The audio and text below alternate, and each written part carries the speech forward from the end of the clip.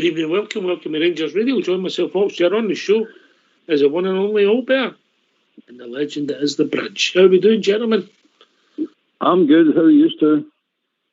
Good evening yourselves, and particularly the tech and technical guys. And listen, to all the Rangers fans all over the world that are listening in, good evening. Welcome to Rangers Radio. Oh, a cheery Bridge, Albert. Oh, a cheery Bridge. Very cheery. Still trying to thaw out right enough, but very cheery. Oh, it's bitter. Nothing else for it. Nothing else for it, mate. Aye, it's an argument for summer football, Richard. Right, okay, Albert, give us your thoughts. On the game or on life? We'll go with life. We'll start with life, mate. We've got a couple of hours. No, to don't kill. get him started like that.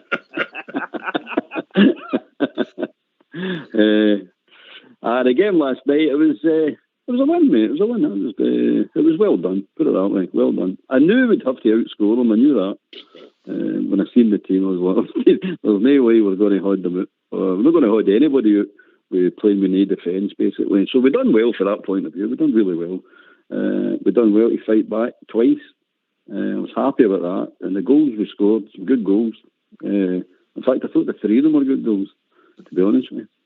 Two poor goals to lose, but that's no defence. What do you expect? I had thought their second goal.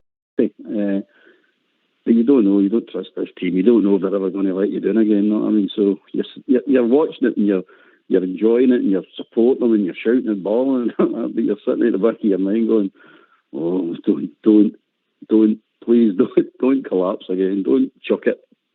So you don't really trust them, but they've done well. But in my mind, there's only two of them going to be here in the long term. That's Tillman and Tavernier out of the whole starting 11 last night. So I don't think the rest of them will be here for much longer. It'll be interesting to see how things develop because we were due a refreshment of players and staff, some of the boys, because the new players had been fed into the team for various reasons. But I take your point on board. Bridgeman, how did you see it? Well, it was when they're keeping your toes in it and biting your nails and disappointment most of the game, most of the first half, sorry. And the second half, it really upped it, and did the business. But the referee I thought the referee was very poor so far as his shall we say, free kicks and so on and so forth against the Rangers. There was some nasty tackles going in there last night. But then there always is against him, so we must expect that. But overall, I think, much like Albert was saying, it's difficult to say because the team was a bit disjointed. Certainly, most of the first half, they looked as if they'd hardly played together. I mean, they trained together every day, But once they got it going a wee bit, it looked better. Some nice linking play. And I think that based on I watched the Rangers TV version of it, and based on that we found another wee star in that boy Devine, Sidney Devine's grandson. I didn't know that one, did I? I didn't know that one. Did you know that one? Well, there was a story going around about it during the week there, and I think it was confirmed last night, particularly on the Rangers TV side of it. Sidney Devine's grandson. I think it's brilliant. I really do. The boy is he's a right back playing left back, and he's not even an established right back. Tell you what, Mike will be able to be some manager if he gets a tune at him all better. There you go. Chandeliers. Is he still on the go, old Sidney? Is he still up and running? I don't know if he's running. He's still on the go. That's two different things, as Bridge will confess to. Yeah. But anyway, overall, I thought we thoroughly deserved the win.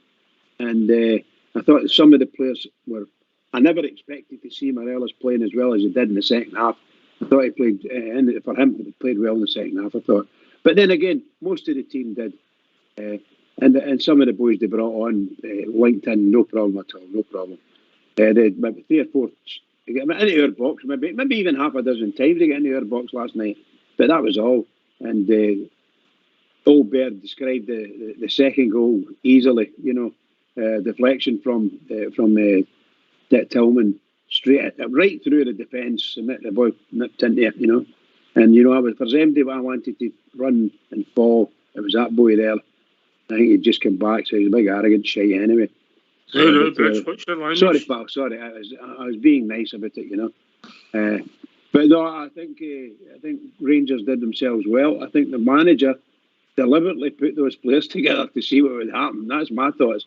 Been playing Devils, Angel 7. So that's the way I look at it. I see that. Listen, for a lot of people, obviously Cholak's took the wee knock. Hopefully it's nothing serious, and we'll find out in the next couple of days, I suppose. But that was pretty much our first 11, apart from the central defenders and obviously the left back. It's 3 out of 4 defenders, but got in front of them. People would argue that was some of our starters, all better. I think for the middle of the park to the forward line, that was basically the best 11 we can put out at the moment. I think Lawrence would walk into that team. But defence, we just played them without a defence. I know the boy Devine played well. I'm not getting to that boy at all. He did play well. I like the look of the boy. I like his attitude. He's no fear. He gets in there. He's no intimidated, overawed or anything like that. He just gets up and gets on with it, and I like that, the boy. But you Sands and Lundstrom, they even swap positions, try to make it a bit better. But as Beale has fun out now, being the manager is different than being the coach, because he admitted it himself. 2 weeks of planning, knew roughly after 2 weeks what he had in his head, how he was going to play, who he was going to play, only for the morning of the game it all fall apart. No, so that's being a manager. You got to think your feet now and go, oh God, all my plans are out the window now. I need to rejig this team and start explaining to people what you want them to do now in different positions. Like Lundstrom, you need to drop into defence, you to centre half. He was probably key for him in the middle of the park. So that's really 2 positions that's getting changed. But it's just one of the things, isn't it? You just got to go on with it. But we did. That's the good thing. We got the win. That's all I was really caring about.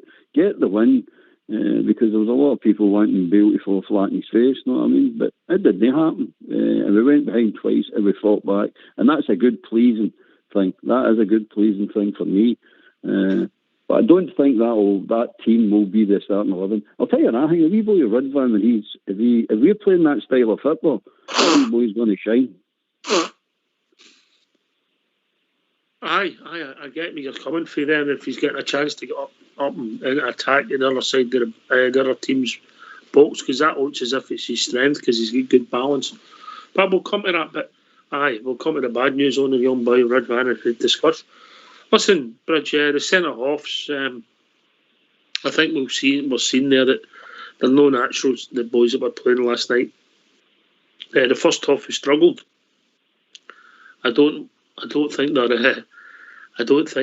won a header. But in the second half, the two of them strolled the game, if I'm being honest. Yeah, I have to agree with you. The first half, look, a lot of panic, you know, it's a lot of panic. It's just inexperience, and they're looking around for the most, shall we say, a Goldson. They're looking for a Goldson just to calm things down, take the ball, get them out.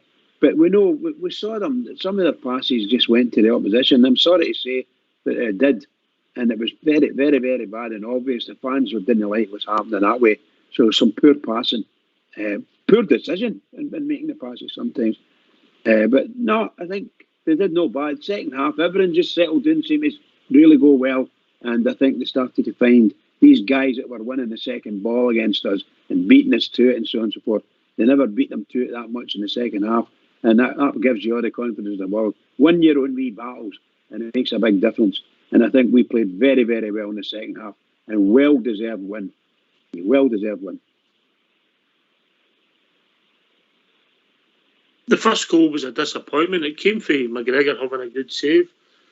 The disappointment was when they went in the box, the boy had a free header, you know.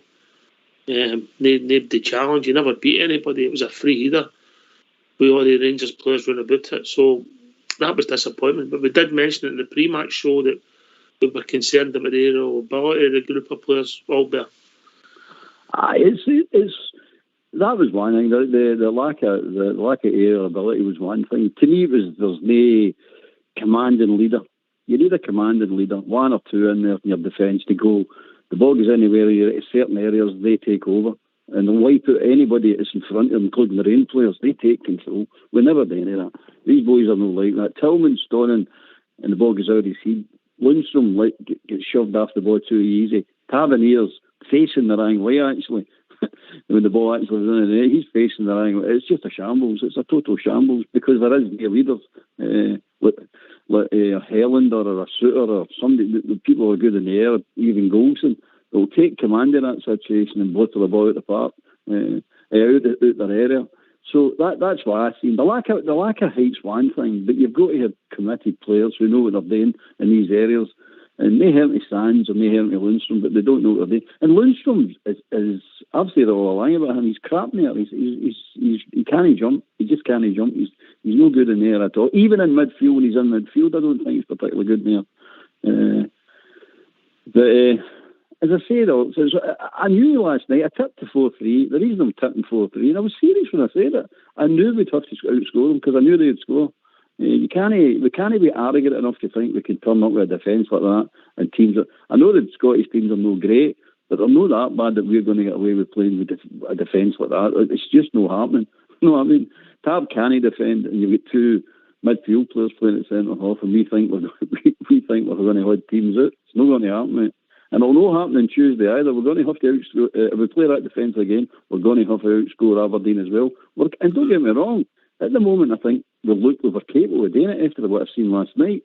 Whereas the St Johnstone, the Livingston and the St Mirren game, we didn't even look at scoring. But you can't say that last night. I don't know if we used, but I felt we looked at scoring all night. We definitely looked at scoring. Plenty of people in the box, people going forward, and then the second half to pick the pace up.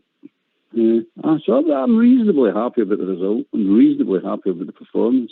But as I say, I'm not expecting most of that team to be here. That will not be the first 11 for that way going forward long term. No. The boy Devine is grabbing the headlines, if that's fair, Bridgeman.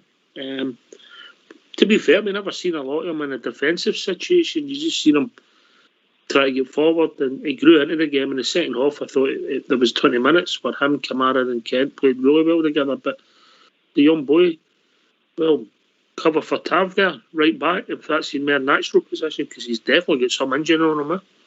Yeah, and look, we saw way back in the season when he came on, you saw that he's got something, and you saw that he's no fear. He's no fear. He's got, as you say about his engine, he runs and runs. What you do notice, and it was very noticeable well, other places as well, that in that team, Devine is not a left back, and if we're going to ask him to do that, then he's going to have to play a lot of games to get used to it, to get used to the position and so on and so forth. Other than that, I thought he had a smashing game last night. He really did. And I was getting on to him in the first half because he was making some of these stupid decisions. But it's because of where he was playing. He's got a long way to go to get used to these things. But I think he got man of the match, and the Rangers TV gave him man of the match, and probably well deserved. Truth be told, young lad, he's got it all in front of him. I'll tell you, he's got it all in front of him. I'll be honest, I don't think he's going to be cover. I think he's going to be challenging for the jersey. And if I was him, that's what I'd be saying. I want the jersey. Sorry, mate. Nothing wrong with that, mate. Oh, nothing wrong with that at all. But I think he's got to watch his feet in the low gas. I mean, it might look like it's impossible that the boy's going to take his position off him. But I'm telling you, that boy will get a taste of that. And he looks to me, he liked it. He looked to me, he's comfortable with it, and he believes in himself.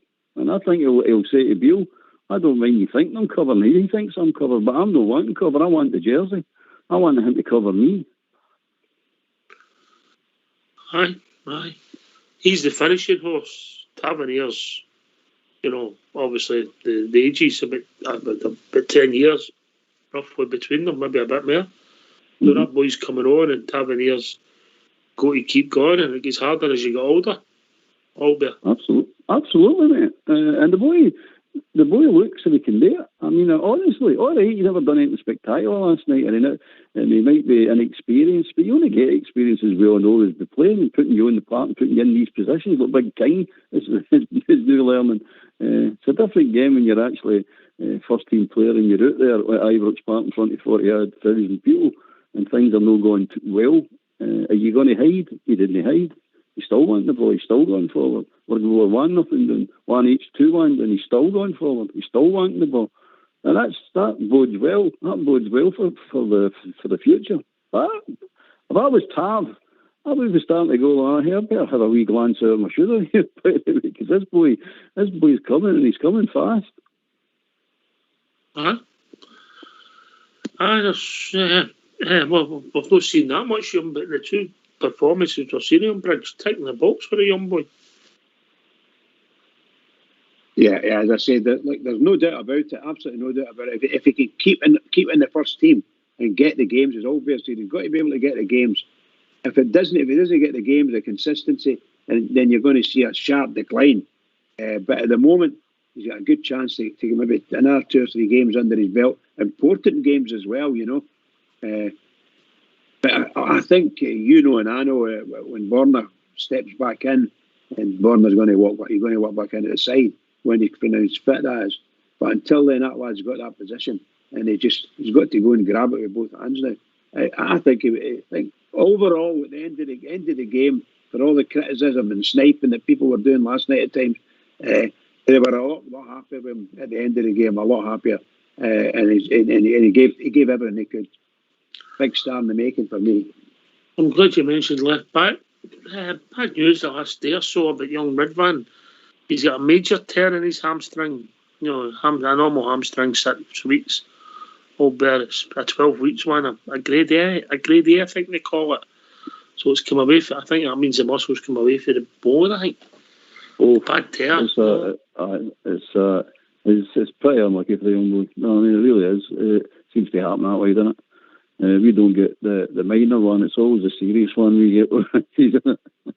But I'll make a bold prediction, and I know Bridge says that Borna's going to walk straight back into the team, and he probably will. But I'll tell you one thing. Tavernier and Barisic will not finish the season as the Rangers fullbacks. I'm telling you that right now. They'll not finish the season as the Rangers fullbacks. These boys will take... Ridvan will take Barisic's place, and I'm quite sure Devine will take Tavernier's place. That's a bold one, isn't it? Aye. I think we'll get the phone lines opened, and then I've got a question for you two. All right, is that fair? Oh, I like questions. I'm not guilty, but I'm always not guilty. That's my response all the time. Bridge is not proven. That's been a few times. Let's hear from you. Why don't you give us a call on 0141 356 1972. It's your show, it's your platform. Let's hear from you. Right, okay. I mean, obviously, as a youth system, slowly we begin to bear fruit. We've got boys challenging at different times. We all know about the skills of boy Lowry's got. Leon King's developing, learning his trade. All right, he's had a few hiccups. We accept that. But he's very young to be playing in that position. And lo and behold, the boy Devine comes out the pack. And before that, we've had obviously Billy Gilmore, who left us, and then Nathan Patterson. So is it starting to bear fruit where guys are challenging and getting in the first team? And is that fair, Albert? Aye, it seems to be. I was never a great believer that this youth carry on because I always thought it was there's too little coming at it. But now, if these boys are going to make it, and I think they will, now you're sitting saying, it makes sense now. It's the age gap. We always seem to be missing an age gap. It's too big a jump for the boys to the first team. We always seem to be missing that. So we'll just need to go with the 18 and 19-year-olds. They should be really pushing to get in the first team, and that's what they're starting to do. So I see it bearing fruit, and you need to play them. No, I mean if they're good enough. Now I'm not just saying you need to play them because they're 18, 19, and you need to give them a chance. They need to be good enough to get in the team. And the boy Devine has proved that he's no better and no worse so far, and he's only going to get better than what we've already got. But Ridvan will definitely walk into that team. Once he's fit and ready to go, he'll walk straight into that team. I'm more than confident that him definitely get into the team. And I like the fact that Tav's got a challenge now. because he's just signed his big cushy 4-year contract, and he needs something to keep him on his toes. And I think the wee boy Redvan is the man to do that. The wee boy Divine, is the man to do that. Bitch, man. Yeah, what all we're saying is absolutely 100%. And a few of the guys have said it before in the past about the youngsters coming through. I think it's wonderful. I think it's really good to see that young lad getting his chance. Our gaps there because of the World Cup, and he's in. And I've got an unfortunate injury to the Redvan boy as well. So there are a couple of things that worked in his favour that way. And his grasping, he looks a grasping with both hands. Yeah, most assuredly, the youngsters coming through, the young boy King, he's came to prominence this season, and he'll probably continue. And I'm not dead sure what the manager's going to do with him, because he's got qualities, that boy, you know. So we'll need to wait and see that. But there's nothing but good news. It's all good news for Rangers at the moment. All good news. All right, in your opinion, obviously we can't use Redvan because he's so young, but if you like the local lads, do you think this B-League thing's helping their development? Definitely, mate. Definitely. Don't get me wrong, some of the games are pimps easy for them, but it's better that than doing what they were doing before. I'd rather a reserve league and get them into a reserve league, personally, or even get them firmed out, or even start a team abroad and get them firmed out to a higher league abroad, let them play in there. But it's definitely working. It's better than it was. I didn't think it was going to work, but it's better than I thought. So they're starting to compete against seasoned pros. Albeit they're going down the way, they're not going up the way. Most of the players they're playing against, I suppose. Having said that, I've not seen any, to be honest with you, apart from wee clips now and again. I've not went to any games or anything like that. But the proof of the pudding's in the eating, and you're starting to get boys coming through. You've got boys like McCann, Fraser, Devine, King. I mean, they're all making first team appearances now, and doing all right. I mean, King was in the Champions League, remember? I mean, in your wildest dreams, nobody ever thought that was going to happen. But there you go. And don't get me wrong, he had a few nightmares in there, as most of them did, but he done all right. So the league they're playing in is doing them some good.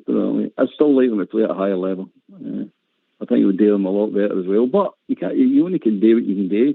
You know, the Scottish League and who runs the Scottish football up here, they don't like any progressive thoughts or Scottish football going anywhere. We've got to stay in the dark ages. It's just for positioning life here. Rich? What Paul Bear's saying there is absolutely true. Every word of it, just true. I'm much like myself, like Albert, they've seen a great deal of the B-League. So other than what you read and what you see on Rangers TV, I haven't seen a great deal of it. But I'm delighted that they're playing regulars. It's a regular slot, and they can get in there and they can do what they've got to do, and it's a good chance. Also, I think that allows so many players to come back for injury as well to play in it. Like we used to do with the reserves and that, put them in the reserves for a couple of weeks, get their fitness back up. But you know, I can't say 100% is great, but I'm sure it is.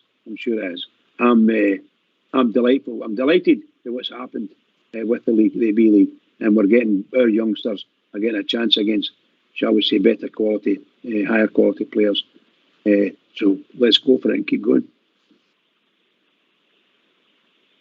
Aye.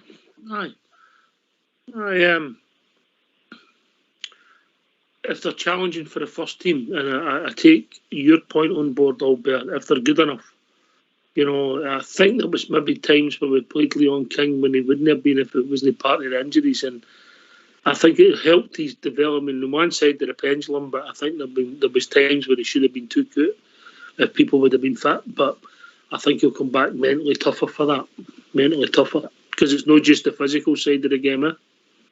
Absolutely, mate. Absolutely. It was invaluable with the experience the boy got during that time. It really was. And it will bode all well for him in the future. You'll see the boy coming on leaps and bounds now. I mean, once he gets back if he ever does get back to the B, I don't think they'll go back permanent, but he's playing at a lower level. If he goes in there to play, he'll be like that. I'm too good for this. He'll know himself he's too good. I should be playing at a higher level now.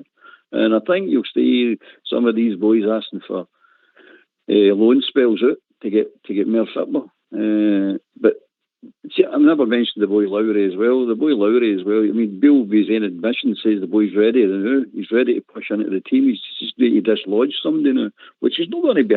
I think he's in the same position as Big Tillman. He's fighting for that position. And that big boy's playing well. No, I mean, you can see the talent that boy's got. And I think Lowry's every bit as good as him. I'm not saying that he's got a distance to make up an ability. So I'm expecting Lowry this year, to be honest with you. I'm expecting to get half a dozen games out of this boy where he's going to make a difference. No, just half a dozen games in total. But I mean, he's going to bring him on and he's going to be the difference for wins. Half a dozen. I think he's got a big part to play in this season, that boy, in cups and the league. Just, you know what I'm saying, when it's tight, things are not going right, and this boy comes on, either sets goals up or he scores goals. I just think he's got a big part to play, and I think that's his road into the team full time. That's going to be his road. And I think the end of this season, begin the next season, you'll start to see him getting in, and maybe halfway through the next season, you'll see him with a permanent fixture in that midfield. He's got something about him. He's definitely got something about him. What's your thoughts, Bridge? Yeah, unbelievable. Yeah, really good. I think there's a whole load of players in Rangers are just sitting waiting. They've got so many players injured, waiting to come back, and they're only, in their mind, they're only a couple of weeks away, and it's all going to happen. And I think Rangers are going to end up with shall we say, a whole load of good players have come back, and it's going to take a few weeks. That's the position they're going to be in, and what they're going to do with those players, I don't know. But I'm looking forward to seeing my better players back playing for Rangers full time. That's what I want. I want to see Big Helander coming back onto the park and doing what he's doing. Might not happen. Maybe that bus is gone. I don't know. But I think I'm desperate to see that. Hadji just signed a new contract. These guys owe Rangers now. They need to come out and start playing and help us along the way. Because we've got quite a distance to go. The 9 points behind them on the other side of the city. And that's a mile, by the way. You're a mile behind them. So it's all to be done, and we need as many good players who are injured coming back in their fitness. Big Golson, we definitely need him to come back as well. So all these things, I get excited because of that. I was delighted last night that how Hibs transformed into a team that were just playing, wasting time, blah blah blah. And I've never seen anything like the wasting time. That's the first I've ever seen it like that in Scotland. And then when we went 3-2 up, they just changed. They were complaining that Rangers were wasting time. The World Cup has showed you something, anything, Albert. You can do away with timekeeping, wasting time quite easily. Yeah, I know. It can be done, no bother, mate. It can be done. I've said it all along. The timekeeping should be taken away for referees. It's nonsense. It should just be taken away from them. They're clowns. They're absolute clowns. As much as you can take away for a referee, take away. And see this discretion, discretion, play on it, or take it, every bit of discretion, everything you can take away for a referee, take it away from them. Because they're too emotionally involved in games at times. And they shouldn't be allowed to do it, because you're locking 7 minutes injury time, and then you're on to 98, and then 99, and you're going, well, why? Where's this? Oh, he's decided that's what's going to happen here. Why? No explanation is ever given. It's just he's decided. So it opens it up for doubt in people's mind to go, what are you at the cheating here? What are you up to here? What's going on here? Whereas the World Cup has showed you that you can add time on, and if there's going to be time wasting and mincing about, 10 minutes, we'll add 10 minutes. We've said it for years. And then people going, they'll never add 10 minutes. Well, there you are, they've done it. But if you take that 10 minutes, the referee's still going to play his part in that, because you get your 10 minutes injury time, and then he adds over to 11 and 12. You're going to, this is a clown. I don't care where the ball is in the park. As soon as that clock hits the time that you have to blow the whistle, you blow the whistle.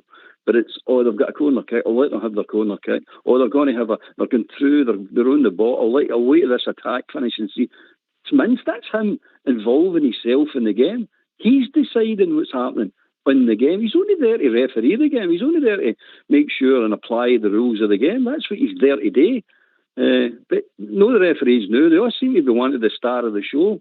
That clown that done the England game is a good example. That boy you were mentioning the other night, Ox, that we had against Dortmund. You just look at the clowns. They want to be the stars. As far as I'm concerned, do away with the timekeeping for the referees. Keep it an official timekeeper. He blows the horn when you start and when you finish. Sorry, mate. I'm ranting. Yes, you are. I've just had a message from Mrs. Bridge. I'm not allowed to discuss that with you, Bridge. That's the BBC. The referees. I was just about to spout forth there. She texted me and said, "Don't mention referees to him." She must have to listen to it. No, I think the point about the timekeeping, 100% agree. There should be 4 huge clocks in the stadium, around the stadium, and there should be one person controls the time. When the ball goes at the park, time stops, and then you go with that for your half time, and you go with that for full time. And the referee can do what he wants. It doesn't really matter. That's the clock. Never mind the referee's clock. That's the clock. Somebody should be responsible for that. And that's all I say. It's dead easy. When the ball goes out the park, whoever it is stops the clock, and you're going to play 90 minutes, and the 90 minutes is going to go on. You're not getting and don't start me on linesmen, by the way. Don't even get me going on them. I don't even see the point of linesmen. There is no point to them. Maybe it should be done away with. They're completely useless. Can I rephrase what you said there slightly? There's no much point in linesmen when Rangers are playing, because they always give against, right? Always. You hardly get a decision after them. They'll go with the referee's decision. That's all they'll do. Well, if you're checking used to sound as if he's a wee bit biased to me. No, I'm not talking about Rangers. I'm talking about... If you think about it, right, you've got VAR there, and they're checking every goal now to see if it was offside. So what's the point of the linesman? If somebody is offside and there's no goal for it, it doesn't make any difference, does it, man? So you just stay away with the linesman. He's pointless. It's absolutely pointless to have him. Well, considering they don't put the flag up to about 5 minutes after something happens now, which I can't get, mate. But it doesn't matter, Ox, now, really, and it makes the play flow a lot faster and a lot more consistently. Because the flag there's no flag to put up, he's not going to be there. So if the ball goes in the net, it gets reviewed to see if it's offside. If it's no offside, it's a goal. If it is offside, well, it's offside. The goal doesn't stand. I don't see the point of having 2 VAR and the linesman. Get rid of them. They're hopeless anyway. Just get rid of them. I want to take as much away from all these people as much as possible away from them. And you've got a 19th, well, it's a 20th century or 19th century law in football, and we're trying to shoehorn it into 21st century technology. It's stupid. It's absolutely stupid. It should be VAR should be used for onside, no offside. We should turn that into a positive. Any part of your body onside, no offside, onside. So if your heel, a quarter of an inch of your heel's onside, the goal stands. But no, they use it as a negative. So you're saying try and encourage goals to be scored, mate? Yeah, that's what you're saying. Exactly, attacking football and goals and that Carragher keeps going on about it should be hard to score goals. I agree, but it shouldn't be impossible. If you had your way, they're touching the ball with their arms and their hands in the box, and it's see that's all right. That was his t-shirt line. That was it. You're going, hold on a minute. So now, to summarise, we've got defenders who actually can bring you down the box and can actually grab the ball with their hand and it's no a penalty. So when do we get goals now? So stop encouraging people to the negative side of the game and make it positive. That's all I'm saying. That's me ranting again. It's a thought. I get where you're coming from. An interesting concept, and I think you might be right. The game could go that way, because it is a lot easier to stop people, and you want to see attacking play in it, and it's easier to be negative than it is to be positive in it. It's a fact, Bridge, isn't it? Absolutely right, and I don't want to be ranting because I get into trouble for the house here, and I get into trouble for you. But I agree. I agree 100%. There are certain parts of our game let's go put it this way and keep calm, that could modernise and do away with certain things, because there are some of it's just useless. It's just a waste of time. I mean, you watch week in, week out, you watch a linesman put his flag up and flag the other way against Rangers, and you're saying, "Wait a minute, no Rangers player touched that ball. How did that end up against us?" You know, and that's the truth. That's the God's honest truth. What? Yeah, I'm not going to say it anymore. We all know. I think he's got his specs on. I think he's got his specs on again. You know. Anyway, we've been joined with our big mucker south side, then big man. Is that you just thought it? Aye, how you doing, guys? How you doing, Bridge? Old Bear. Good bad, mate. How are you? Aye, good. I thought last night, I think you've been talking about the game. I imagine thought patchy first half. Could see that we're trying today, but just didn't have his passing up to date and making that final pass, getting the ball away a bit. And I think Hibs had worked away out to try and get in behind us during the first half. But sorted in the second half, listening to Michael Beale saying he tweaked a couple of things, told him to calm down and try and get the passing. And I think once we equalised, I think there was only going to be one winner, Ox. I couldn't agree with you, mate. I was annoyed at half time. I still thought we'd win the match. I honestly did. I actually thought we'd score more goals as the game went on, even at half time. But we made it hard for ourselves, and their tactic was obvious because they won every flick on, mate. Get runners, make runs, and play up to their guys who could flick it on. And by the way, I think they won every header in the first half, mate.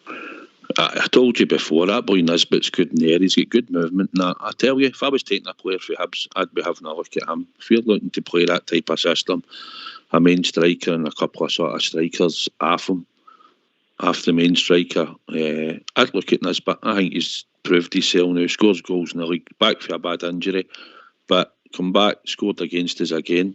And I think he's got something about him, but that's for another day, I suppose. But he took his goal well, and took that deflection in the first goal. Free header in our bolts, criminal, you know. Seemed to get away for a couple of them, but unchallenged. Needs to be well cut out going forward, and I'm sure it will in time. It's just obviously we're playing with a makeshift defence, so probably liable to lose a goal here or there. But the most important thing is we showed character and a bit of heart and got back in the game, and then it went on and won it. Listen, I know where you sit. So you do a good view of the boy Divine. So would you make his movement going forward? Because we're not talking about his crossing, because obviously it's his rank fit, but his movements, your movement could be right at both sides of the park, even if you're playing the right side for you. What did you make of that? Yeah, enthusiastic, learning the game. Mm-hmm. Obviously, it's a bit like watching John Flanagan back in the day, wasn't it? Getting so far and then having to stop sometimes and try and use his right foot to pass the ball in. But I thought he played well. I thought they targeted him near the end of that, trying to play a couple of players out there when they were done in the last 5-10 minutes of the game. But I thought he stood up well. I think once we get a left back, once Borner or Yilmaz is fit, they'll come straight back into the team. I don't see that young boy having a future at left back. But it's good to see him go in there and he adapted and played the role well last night. And Michael Beale said he asked him to try and get a bit forward in the second half and to get more forward than he did. So it was positive for him, and it was positive for the team, mate. Would you like to see him on the other side of the park, mate? I think in time probably he'll have that chance now where he can hopefully go and push Tav. Obviously you're trying to displace the captain of your club, but he's probably just not ready yet to go and play week in, week out, to be honest. But the more chances he gets and the more game time he gets and trains for the first team, because I take it they'll probably promoted him by now. They might know, but he'll be there or thereabouts. So while he's getting the chance, it's good to see him. Who was the man of the match for you? I thought probably... I thought Tillman played well in the set. I thought he made the run for the header. He flicked it on and he was doing a bit of magic. When you see how he takes the ball in the box, takes it with his right foot, moves it onto his left foot in one motion, looks like he's about to fall over and cuts it back. I thought he showed glimpses of a nice play. I thought Sakala done well, if I'm honest. I thought he was always busy. Busiest striker we had in the first half. I thought Alfie was shocking in the first half. I thought Sakala ran his heart out, as he normally does. And I've said to you before, on the left-hand side, Ox, he seems to know where the goal is. And he hits the shots that hard with both feet. He's about the only player that we'd played out wide that can actually shoot like that. He's got plenty of power behind his shots, run about the edge of the box and inside it. And last night wasn't any exception. Aye, so who are you plotting for? Tillman? I'd have gave it to Tillman just because he was involved in two massive bits in the game, to be perfectly honest. He was also involved in the first goal, mate, because it was his pass into Kent as well. Well, do you know who really started that? James Sands. James Sands done a bit in the middle of the park in there. He got in front of the guy and then he managed to lay the ball off. And within 3 passes, like we said, we had it to Kent. Kent gave it to Sakala and the ball was in the net. Tillman, I thought Tillman was involved in all 5 goals, mate. That's true, mate. I didn't think he was great first half, but he definitely grew into the game in the second half all better. Aye, he's got a talent. The boy's got talent. You can see it. He is a player. He's one of the weird players, but you never know what you're going to get off him. And you keep thinking, pass the ball, and he doesn't pass the ball, and he beats somebody, and then he lays one on for Alfie, and you're going, why did you not slip that in or had the shot out? But he's just one of the players. He plays the game, he sees it and plays it completely different in his own head. You know what I mean? He's good to watch. You know what I mean? He's fun to watch. I like watching him play football because he tries things that you pay money to see. Put it that way, instead of that stupid a million passes to nowhere crap, which I hate, absolutely hate. That Dutch way, I can't go that kind of football, that Spanish way. I hate it. It's just so boring to watch. But anyway, so I thought he deserved the man of the match, to be honest with you, last night. But I like Sakala. I like Southside's right. I like Sakala. He gives you a lot. He's got everything he's got. He gives you every game. He tries and tries. He doesn't come off all the time, but he did take that goal well. I went through 2 of Hibs players' legs. I did. But he can strike a ball well, and I prefer him off the left as well rather on the right. I think he plays better after left.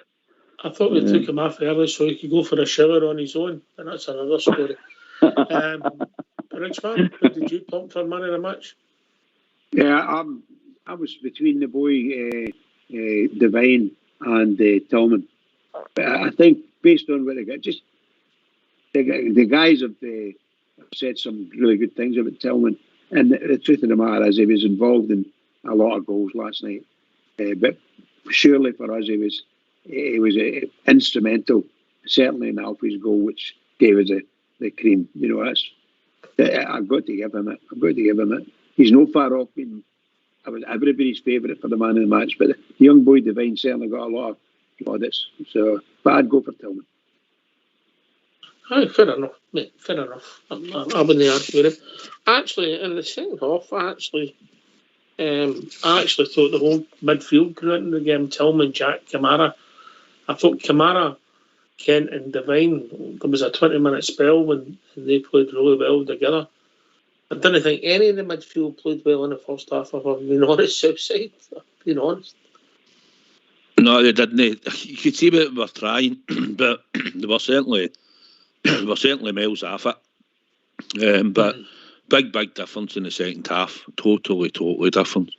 You could see the way, obviously, they've talked about it and they've looked at what they were going to do, and you could tell, obviously, the way we scored the pass into Tillman round the side for Tav and that. And you see they passed Tillman up. Brilliant. Seen it opening up, you know, you could see it, and when Tav released it, you think, right, let's do something here, you know.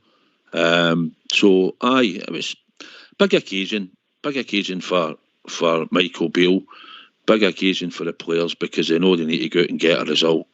It's been a few weeks since we were last at Ibrox, coming off a layoff, took a couple of injuries, a couple of days, and obviously before the game and the day before, probably took away the 11 that he was going to pick, as he said. So take him away and get to go 2 goals down in the game and come back and still win it. Showed character, something that we never done this season. that we could have thought we'd have done if it'd been maybe with Gio and Charles, that squad might have not come back. So to see what we've done, I'm well happy, and I think a big special mention as well goes to the Union Bears. I think their display last night was excellent. I think it was great what they done throughout the whole game. Atmosphere, I thought, wasn't great last night. Reading the teams out, there wasn't a big sort of cheer or anything like that around the stadium. Don't know why, but I thought the Union Bears kept the stadium alive. And I think if we're going to find a section for the Union Bears, maybe behind the goal, just wondering if we can find a section for the Boo Boys, you know. Maybe see if we can find a section for them at Ibrox at half time. Surprised at that. New manager in. It wasn't a great first half, but I'm surprised that he's still. I don't know what it is, Albert.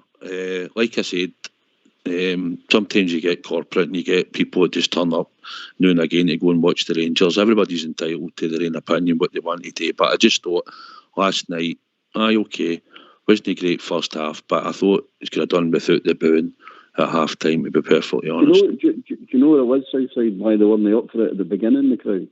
I think most of the crowd don't trust the team for what they've done in the way they've been playing, and they're waiting to see the reaction. They're waiting to see how they're going to shape up before they're going to. I mean, Michael Beale came out with his saying before the game, we'll need to give the crowd something to, clap the horn, keep yourself loud. You've got to give them something, and I think that's what it is. But I didn't like the booing. I didn't deserve that. I really didn't deserve that. All right, we're getting beat 2-1. I know that, but the circumstances, you've got to take the circumstances. These people, know what I mean? We're basically playing Hibs without a defence. That's what we're doing. We're playing them without a defence, and if you take that into consideration, we've done well last night. We've done really well.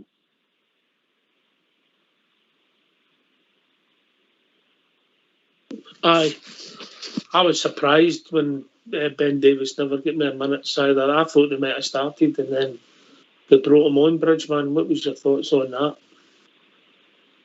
Well, as I said to you last night, when I can't remember when I was on, but on Wednesday night there, I thought that it'd be great if they could play them.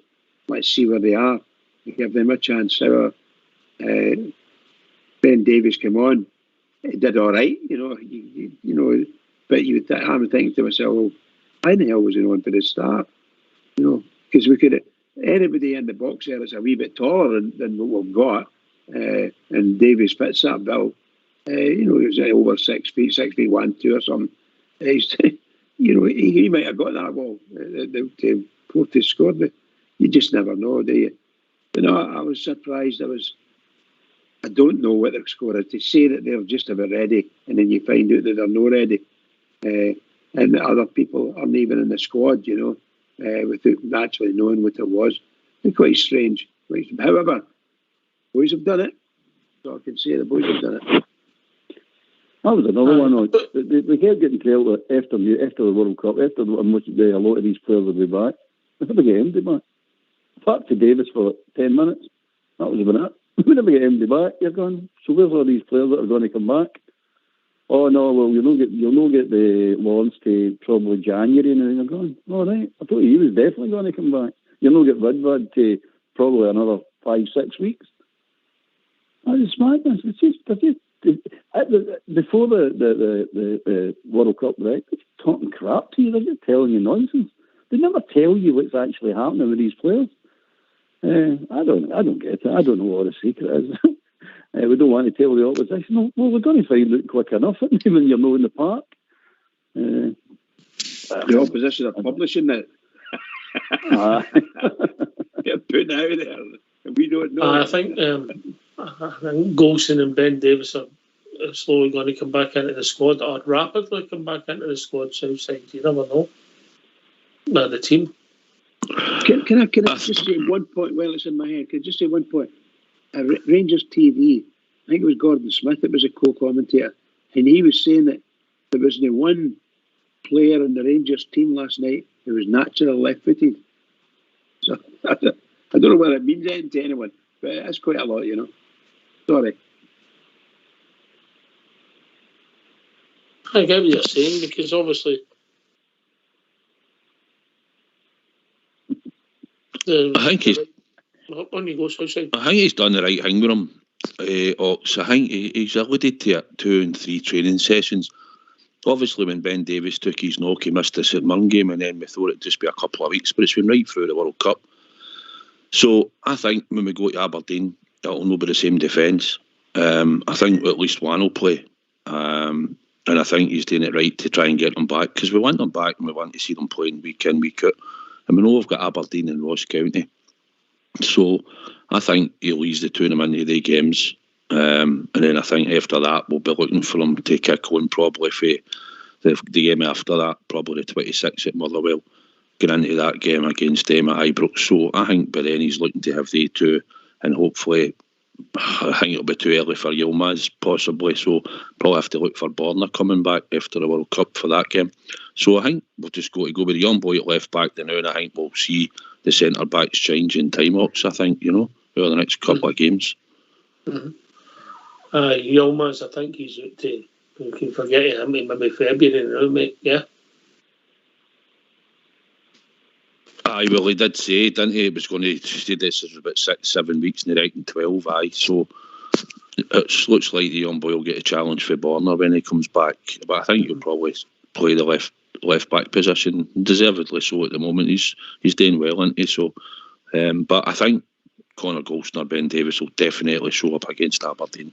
One of them, I think, anyway. You're right. Now that I think about it, Prince, nobody was left fit in that team last night, not one. I think that's quite strange to say, your whole left side, surely somebody's left-footed. Look, I know Kent can go with either feet sometimes, but if it's fine this thing. I didn't even know. I never thought about this last night at all. It was just when I was watching the game this morning on Rangers TV, and I think sure it was Gordon Smith. It's quite weird for Rangers. You think of the stars that we've had that played out in the left, Willie Matheson and that, Well, I don't think it's a bad thing though, having any left footers in the team, Albert. Well done. No comment. I'm not gonna into that. Shocker.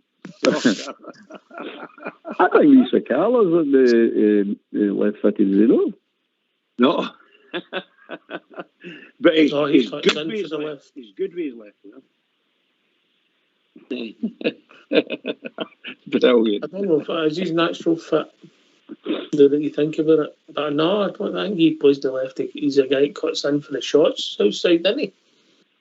I would tend to think his right foot was maybe slightly stronger, but see, to be honest, he's pretty decent when he's taking a shot.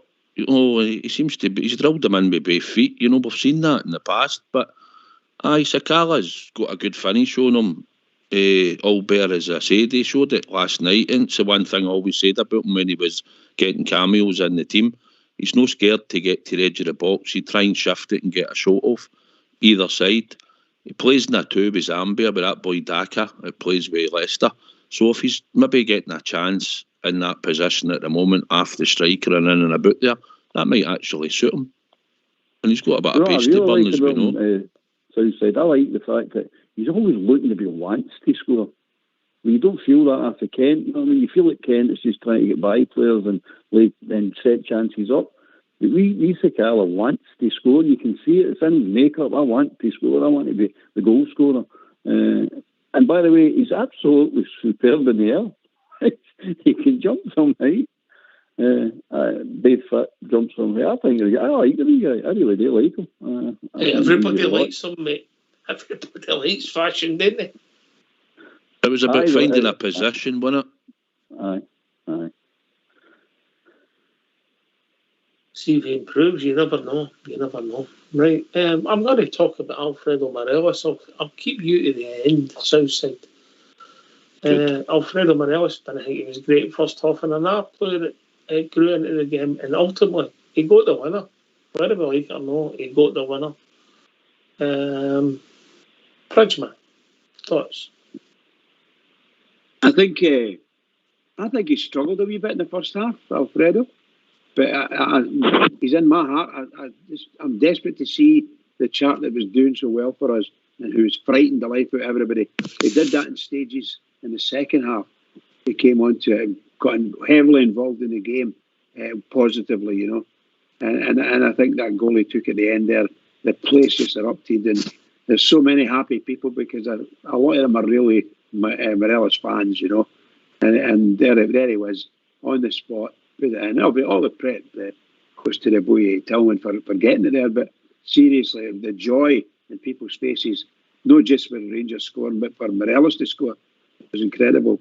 I think he's well thought of. I think last night he showed he's good for leading the line.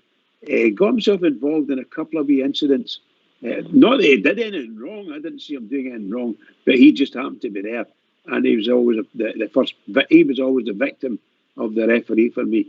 If I was MD going to get a yellow card, he was heading that way. Never done nothing at all, unless Southside can tell us something different with that incident next to the dugouts, you know.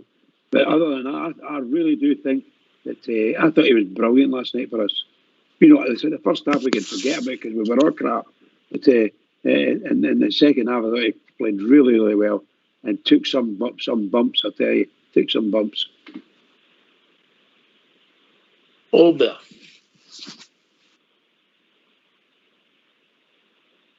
Oh, I think I lost him. Southside. I think Sakala was our most lively player in the first half up front. I think I remember Alfie having a shot and it get blocked and went out for a corner.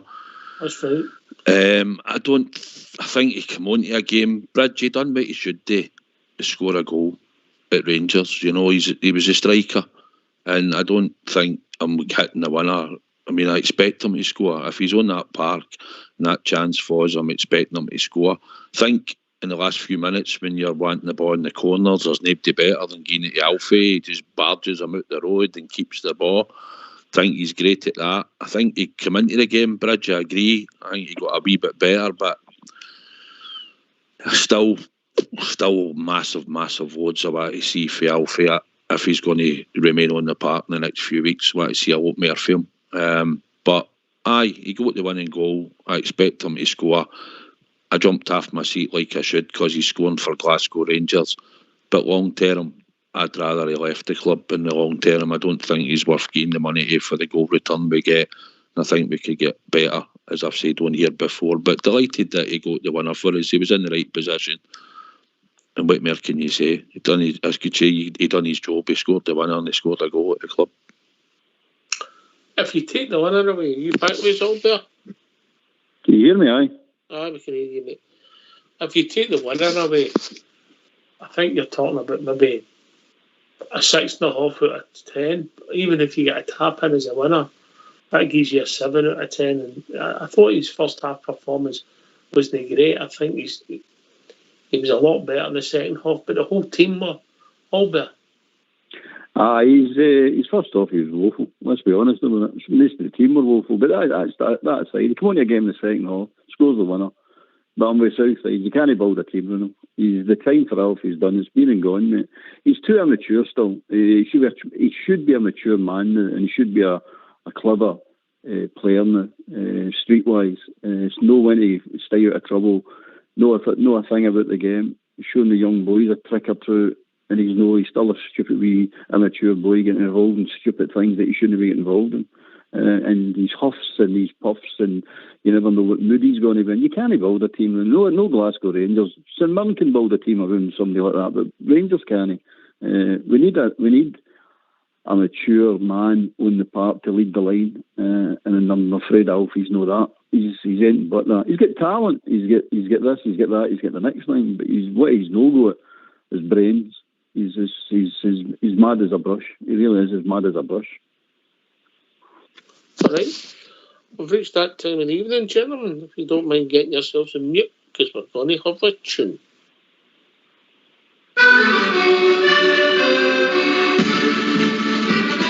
See them march on, marching on through the years of history. This held on high, for the Jersey they would do or die.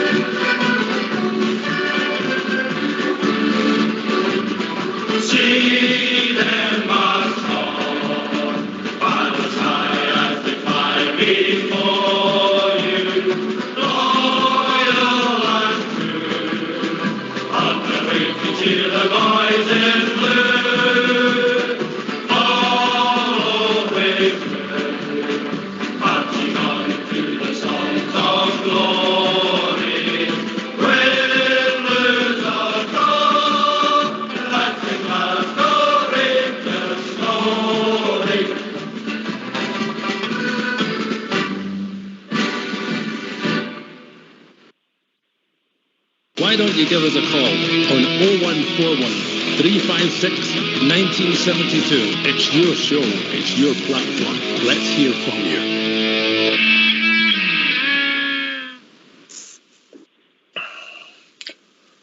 Right, I don't think a lot of people were surprised at the team selection last night by Michael Beale. I don't think he had that many options Southside then, Albert. Well, I think before it, if he didn't realise that, obviously Kolak, I thought when he wasn't in the squad, I hadn't heard, and I thought, well, that's strange. And obviously, when King never appeared, to be honest, because I did think they two would start, but knowing that in hindsight later on, I think it was probably about the strongest sort of team that he could have picked, to be honest, Docs, you know, for what we've actually got available. Aye. Maybe Sakala was the one, I think, obviously, that was a surprise when I seen the team news. So if Cholak was fit then, did Sakala play or Morelos in Europe? He said on an interview after it that he was playing the two of them. He was starting the two of them against Hibs. All right, okay. Albert? I was surprised. I was surprised to me you seen the Lundstrom centre off and made Cholak not even in the squad. You know what I mean? Aye, that was a surprise. I thought I knew what the score was, but I thought, he's pulled something out of his sleeve here. He's trying a move here. He's seen something that we don't know. And you hear that it was unenforced changes he had to put in his forced changes. He just had to do them, which was disappointing because I thought he had a master stroke or something up his sleeve and he was pulling a move on Hibs, but. There you go. It worked out all right. It worked out in the end. And again, that's something that we had to overcome and we overcame. So the people were only happy last night watching the game. You didn't understand all the things that we had to overcome to win that game. It's not just quite as easy as just turning up, going out and smacking Hibs. There were real few hurdles we had to climb over to win it, and we done it. Don't get me wrong. Again, I keep harping back. I don't know if I truly twist the team. We'll have to wait and see if they just can keep that up for now to the end of the season. I don't know. I hope they can. I really do hope they can. There'll be changes, mate. There'll be changes. Yeah. I don't know how many changes there'll be in January, but the thing will involve, and then we've got players coming back, guys that we've not really seen a lot. Let's be honest, we've not really seen a lot of Van or Tom Lawrence. We really don't know how good they are week in, week out. Albert. I think they two in particular you've mentioned will make a huge difference to the team. They will definitely make a huge difference going forward. I've no doubt about that. I still think we need two midfielders, two quality midfielders, the legs and passing ability. No proper midfielders that actually can see the passes. That's what I'm looking for. I look at the boy Kamara, nice player and all that, but he doesn't see passes. He doesn't. And when he did see it, it's not quick enough, and then he'll not release the ball quick enough for me. Jack's good at snubbing out threats. He's very good at that. But he's not that type of midfielder. I'm looking for when you've got that much of the ball, you're looking for them to really hurt people and pick the passes out. And if you get clever players like Tillman and Lowry, Kent and Lawrence on the park, you're looking to pick these players out in the right positions, no? And I'm looking for midfielders to do that. The midfielders we've got at the moment, even Lundstrom can't do it. They're all as much. We've said this before, So I'm looking for two quality midfielders. That's what I want. All right, I think we've been joined by William. Evening, William. Good evening, brothers. Who's complaining about referees? Who was it? Who was it? Is it you, Bridgeman? Who was it? Huh? We're always complaining about referees. Did you notice the first couple of weeks of the World Cup finals? The group games. It was just like watching the SPL. Half-empty stadiums and crap referees. Aye. Did you notice that? Aye. It's just like that. It says we're all missing the SPL, but look at this. That just reminds you of it, God almighty, we thought we had bad referees, but it was a bit we have got bad referees, but they were worse, weren't they? My God. Last night's game, a wee bit concerned. I thought up to 35 minutes I was a bit concerned, and then they just flicked a switch, and I thought the last 10 minutes of the first half we started to get a wee bit of a grip of the game, and I wasn't overly concerned at half time. I thought Hibs are running about headless chickens. They'll never keep up that pace. They'll never keep that pace up, never. And we'll come into the game, once we start passing the ball about, we should be okay. And I don't know what Michael Beale did in there at half time, but my God, it was just like different players that came out. It was a total game of two halves. You're not the first one to say that, but we didn't play well. You're not going to play well all the time. No. But we set high standards, and we're not get centre-halves who lost a couple of goals, and maybe if they were natural centre-halves are playing, we might not lose 3 goals, and we get a sole goal for Sakala, and you get 1-0 up at half-time, and everybody's happy. But it's not the case. We didn't, but ultimately we got the 3 points, William, yeah? Oh, I was delighted with that, absolutely delighted. But I think we've seen it coming, didn't we? The more the second half went on, we just totally in control. I just felt we were totally, and you felt yourself. I mean, we don't want to kid ourselves on, but you felt yourselves, there's a goal coming. Because they were terrible the second half. But I think they had shot their bolt by half time. They had run themselves into the ground. And really, I think normally, like most teams come to Ibrox, they'll either sit in right for the start. If they get a goal, they're really going to sit in. But they get that goal early, and I think they got a wee bit cocky and a wee bit greedy.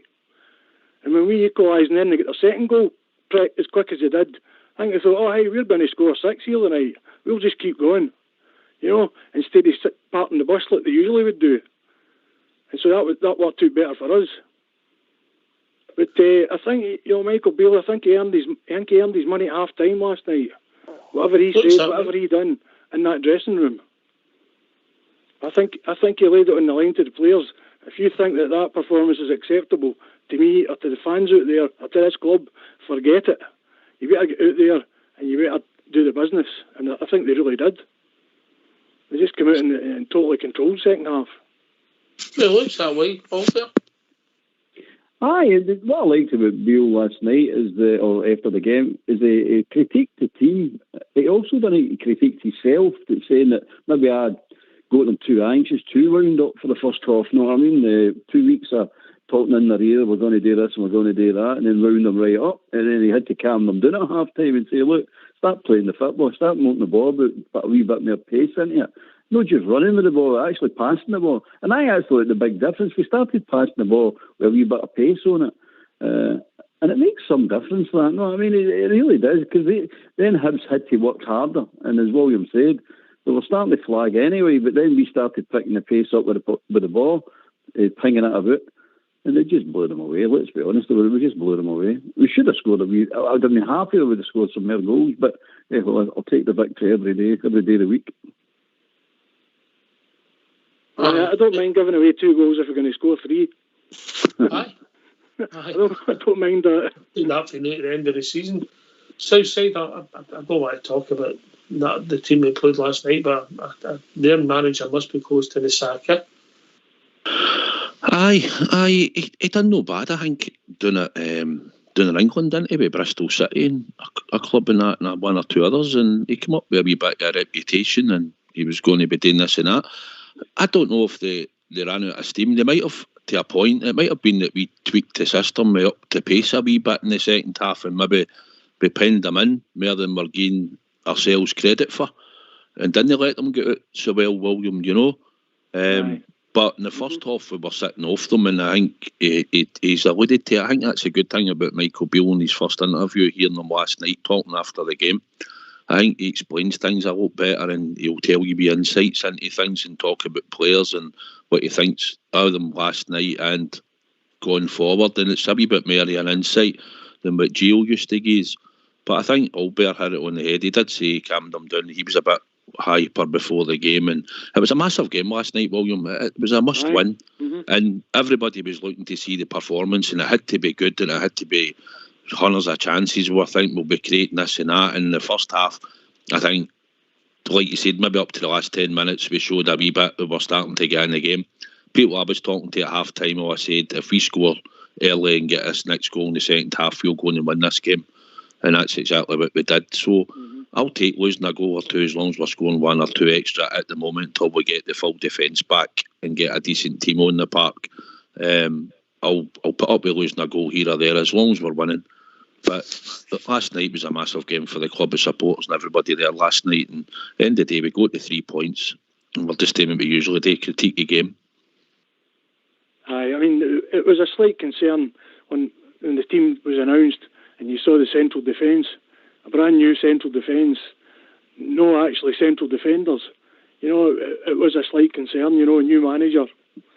Although I'm expecting him to do a good job, you know, I think he really knows his stuff. But, you know, I think we were all concerned when we seen that. And then when they banged that goal in, and it was a free header, the first goal, and you're going, oh no. You know, especially them, when we just don't like them. You know, I mean, I hate folk I don't like. You know, we just don't like them at all, and they don't like us. I mean, we don't want to be losing at Ibrox to that lot. No, ultimately we never we come back and win the game, you know, but at the centre halves, Holbein is, who's it? Hollander's it, Souttar's it, Ben Davis is it, Golson is it, you know, anybody else who I missed, anybody? Leon King as well. So last night, arguably, you've got 5 players that would be playing in front of their parents. Now, Sands might be in with King and Gloucester playing a different position, but arguably, there's 6 and 7's choice to play in that position. It's a pity that you can't get the lassies to play in your team, because see that big centre half at the women's team, Davison, she's class. She's absolutely class, I'm telling you. Get her, stick her in, she'll do your turn, honestly. Did you see the goals for that cup final? Huh? I watched the second half. Two goals are amazing. You've got to watch your P's and Q's when you talk about ladies' team. You cannot say she'll do your turn all day. You need to pick your words. Hey, no, behave yourself. But honestly, I've seen the second half of that game, and that lassie's class, sheer class. The 2 goals were fantastic, but that big lassie's class, absolutely class. I'm saying myself, I don't know where she came from or anything about it, but I'm telling you one thing. If there's a top team in the women's game, I think Barcelona, she'll definitely go to them. Aye. 6 or 7 centre half, Bridgeman. Last night, when you think about it, the boys that's missing, hopefully we get the big boys back shortly. Yeah, you're needing that. You could see that last night. You're looking for somebody to take the game by the scruff of the neck sometimes, you know, and take possession of the situations. It was all there. Even Tav, we always experienced somebody that ran away from him, you know. But no, it'd be nice to get some of these guys back, particularly the centre halves. Get people that have actually played at that level. I mean, it's okay putting one centre half in who's young and getting upcoming and so on and so forth. You can carry that, but you know, you're really and truly, when you're starting a game, a particularly difficult game against Hibs, historically anyway, and my goodness gracious, they made it difficult in the first half for themselves. So the 2 centre halves didn't cover themselves in glory, but did well in the second half. They started passing the ball, their confidence grew, and it looked a totally different defence. But really in the first half, no, they weren't there. It's one of them. But we need the big boys back, please. Get them back. Aye. Southside. Do you know, I've been sitting thinking about this, right? You can tell how we're all a bit happy that we can see a system, a style, and yeah, if you look at this squad of players that we've got, and you think back to the last manager, so what's making us more excited? The fact that we've got a style and a system, and we know that it sort of works, rather than all these players coming back and still playing the old style. You know what I'm saying, Ox? Aye, just a tweak, because it's not. It's a tweak, and it's more like we know a foundation and a system and a style. And I think if we're looking at it, if we can have Tillman and Lawrence on the park in time, we get Golston and Ben Davis and probably either or, Yilmaz or Borna, it's a lot more positive. No, it's a lot more healthier squad. And then you might find maybe James Sands might find himself possibly getting a midfield position under Michael Beale. We don't know. But he'll come out the defence anyway, that's for sure. So we'll see if he can fight for a place. And suddenly things might be looking a lot more positive. And like we said, we've touched on, we've got also young Lowry, who I still think he's a wee bit away from first team. I know he's come in and he's looked good, but week in, week out, I think he'll be lucky if he can come on and get cameos this year. I think I'd be looking at that, and then he can look to see if he can push in next year. But I think when the other fit players come back, I think the squad will be a wee bit heavy for him to get into on a regular basis. I don't know if any of you think differently, but it's like, who would you drop to put him in once everybody's back fit? Aye, glad to mention the squad contracts. Young Leon King getting an extension, and one of the senior players that none of us got. Young Hadji got an extension. I didn't see him as a senior player, but there you go. But positive, negative thoughts, Albert? Well, for King it's a positive. For Hadji, I don't know, I suppose it is a positive because we're looking to get some money back on him. So at that point, we're saying about Kent Morelos getting him contracts and then sell them. So Hadji might be the same boat. I don't know how long Hadji'd left in his contract anyway. But aye, it's positive. For me, it's a positive. I like Hadji. He's one of the players that can you build a team around. I don't think he's the type of player you can build a team around. He comes into games and he flirts in and out of games when he's on the part. But he's good quality. He's definitely good quality, the boy. Just as they show enough. There's so many of them. Yeah. William, thoughts? I think Hadji. I think it's a wee bit. It's a dilemma we've got with Ryan Kent. We don't want to be releasing these guys for nothing. We want to keep them and release them when it suits us, when they're worth a few quid. Especially Ryan Kent, he costs us a fortune. You know, I don't know. I can't remember what Morelos cost us. I just don't know. But see, last night it was just a shame that Cholak was out, because that game would have suited him right down to the ground. We had so much of the ball in their penalty area. That would have suited him perfectly, and we might have got quite a few more goals. Maybe. Bridgeman, you think maybe the extension of the boy King and Will Hadji's contracts? Yeah, excuse me, I think that's a really good thing, you know, particularly for King. But we knew he was going to sign a new contract, and that's really good. I'm delighted for him, and it gives him a chance his confidence should be quite high and be settled within the Rangers area. It's all about where he finds himself. Is he going to try and make a centre half role himself? Yeah, I think of that. I don't think he's going to be a centre half, but I can see him challenging for the right back berth, for instance. But then you've got the young boy Devine, so a bit of dichotomy there. Don't know what the big future is for him, but I'm delighted he got the signing. Hadji, well, like you said, the boy's not been here for the best part of I would suggest over a year now. I think it was last December. A year. I think you're right, mate. Yeah, so you're close to a year, or just about a year. Then that's a long time not to be playing football, and we've offered them a contract at an extension. Wow, you know, I don't know what the terms of the extension are, but good luck to him. That's all I can say. He's one guy who would probably get you on the transfer, and I could probably get you his money back. Or do a better deal for you. I think it gives everybody great consternation. Hadji, you know, 1 minute he's brilliant, next minute he's not in the game, and people are arguing about him. You know, so no, good luck. I wish him congratulations and well done, and I hope the other good guys get contracts and the bad guys don't. That's what I'm going to say.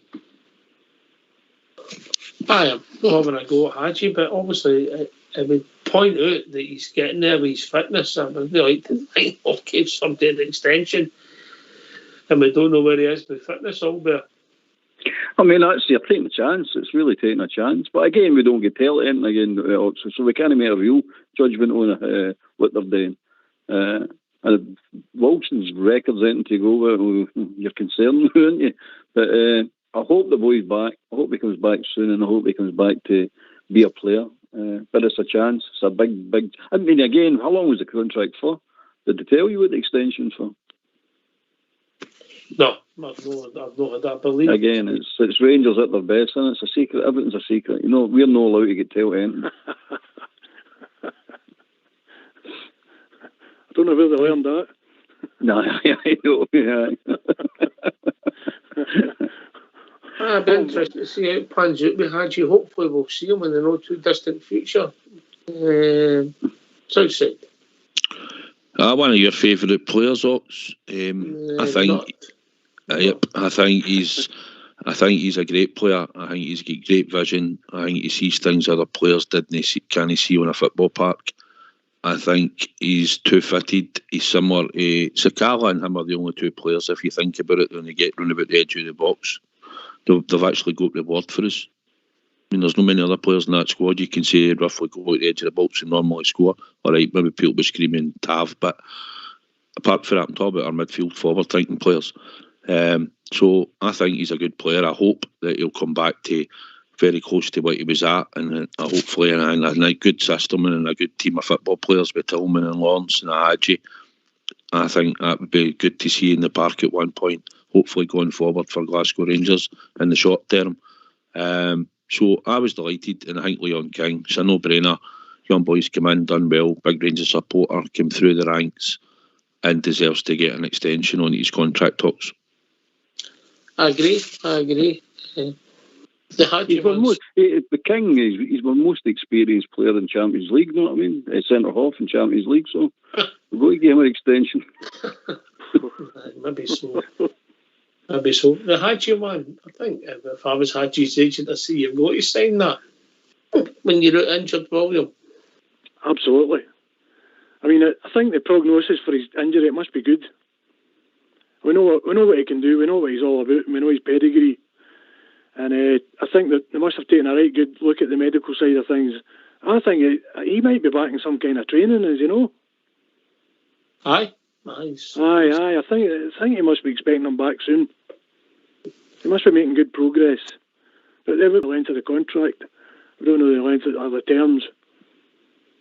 I think he must be bought into the Rangers idea of things anyway. He always seems to be in social media stuff. Aye. Listen, I don't disagree with Southside that Hadji's got ability. I just think that sometimes when he goes missing, he goes missing. Oh, aye. Like, you know, that's my gripe with Hadji. You know, but David Cooper, you know, the greatest player ever for me at Rangers. You know, he could be the same at times. You know, and yet, you know, he could get you off your seat. You know. Aye, I get you're coming for there. Right, okay, if you want to join us, come and join us in 0141 356 1972. Let's hear from you.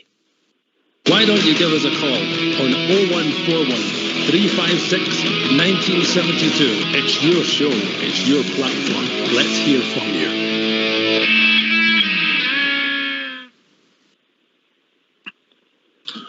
Aye. But we're not getting carried away. I think we can pick that up all better. But we'll see. Decent result. We move on. Aye, that's it. I mean, that's all we take out. You know what I mean? A few positives, few negatives.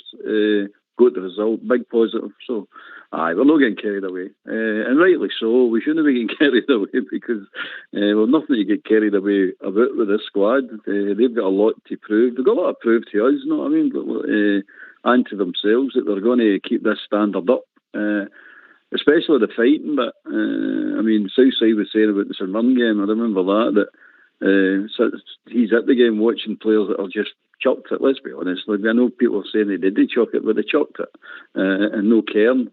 Well, last night was a bit different for that. So if that's the attitude they've got, they should have been showing it for the beginning of the season, but they didn't. So we're where we are. And I want them to definitely show it for the rest of the season, and they better show it for the rest of the season. I definitely think most of them will be away as quickly as possible. As quick as we can get them out the door, I think they're gone. I think that's a hard bit, modern football, mate. Right, okay. Aye, True, mate. Always, mate, always, because some of them are never going to get the same contracts, so they're not going to move if they've got 18 months left in their contract. It's just not going to happen, I'm afraid, mate. That's the wise ones. The wise ones know what they've got. The stupid ones like Kent and Morelos think they're going to bigger and better things, which they're not. They're actually at the pinnacle of their career. They just don't understand it. They're playing for the biggest club they're ever going to play for. They just don't know it. Kamara and all. They're stupid boys, absolutely stupid boys. They've got it all here. Everything they want in football they've got here, and they're throwing it all away. It's madness. I don't understand it myself. I just don't understand it. No, I get where you're coming from there, mate. I get where you're coming from there.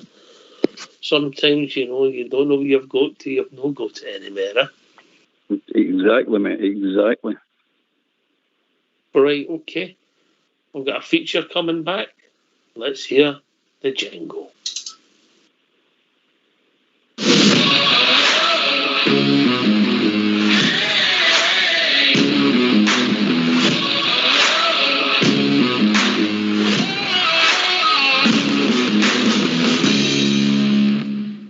Hi, welcome to Southside Super 6 for Saturday the 17th of December.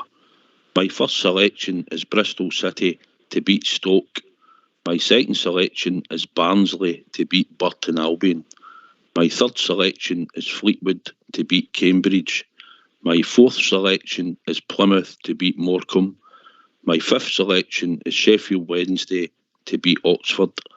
And my last selection of the six is Queen's Park to beat away win at Greenock Morton.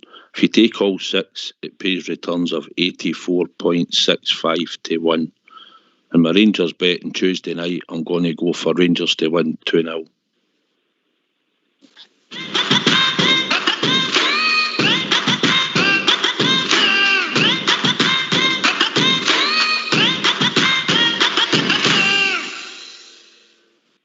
Well, there we go.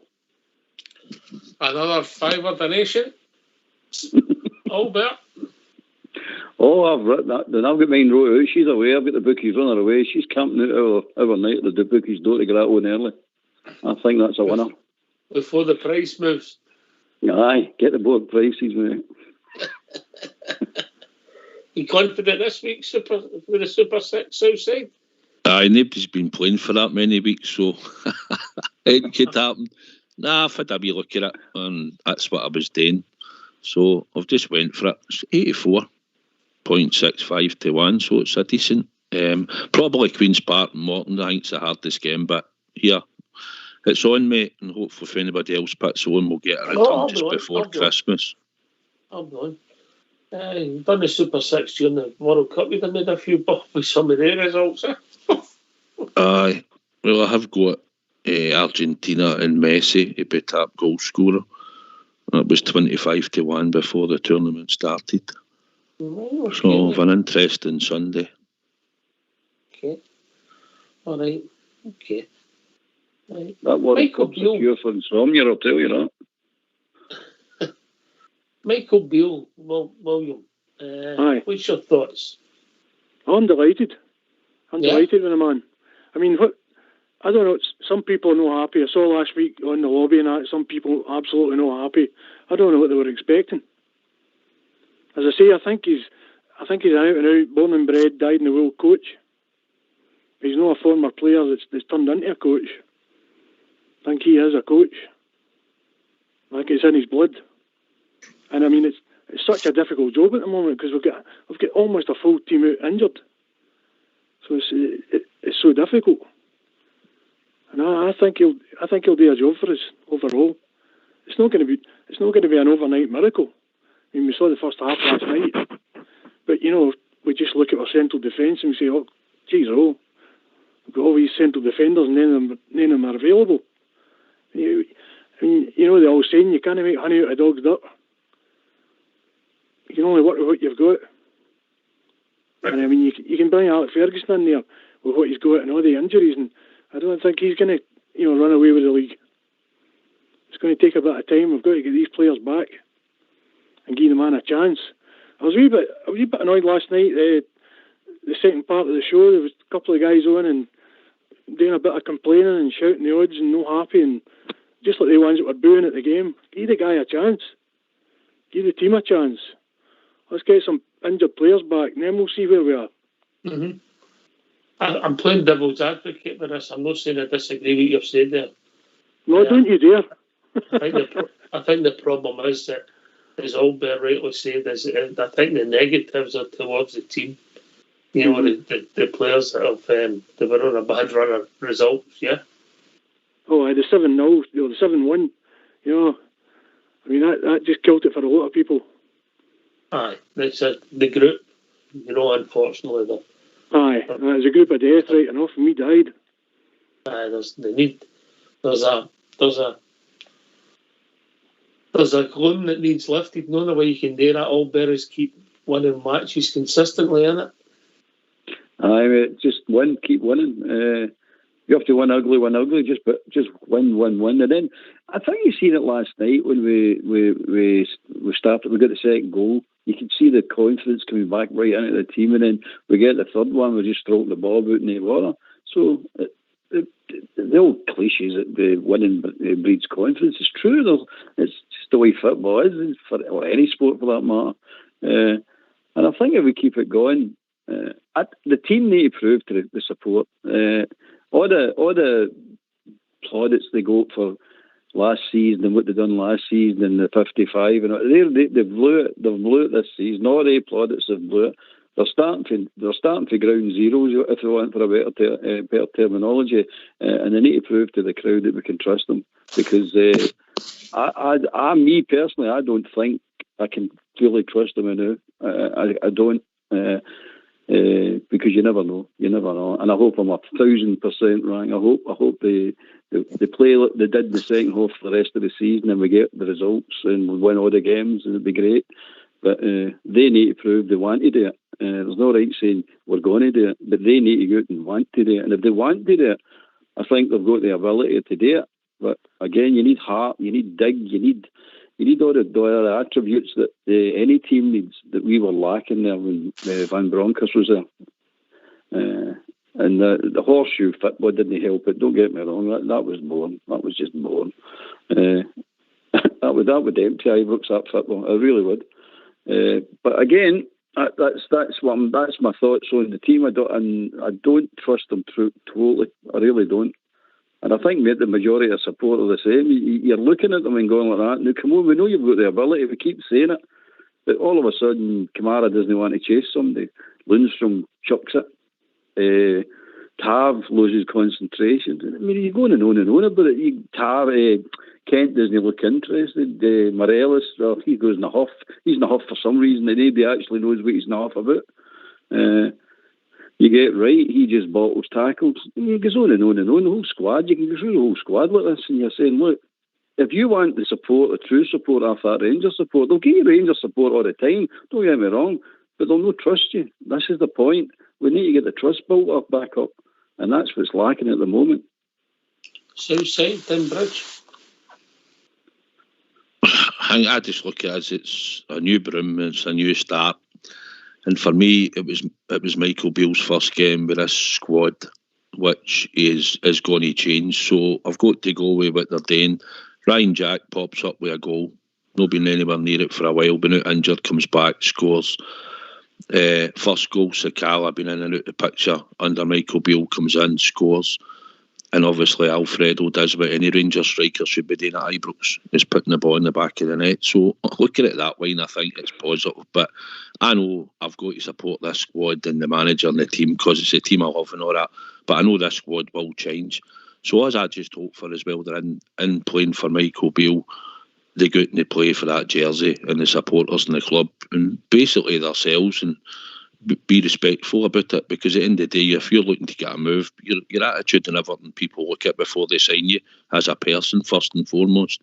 But I just hope that we can go on a wee run now, get the next 2 games won, get Christmas Day by, and then start off beating Motherwell at Ibrox and let's batter them. And that's what I'm looking for in the next few games. If we lose goals here or there, so be it. As long as we get to 3 points and we win, that'll do for me. Rich? Yeah, I 100% agree with that. It's going back to what William was saying about the booing. Actually, the booing, the guys got up, was freezing, and we were watching our team. They were stinking at times, and they're really, really cold. And I think it just get the frustration built up when they just started booing at half time. Not against the manager, so let's make no mistake about that. It was just a style of play and what we'd done.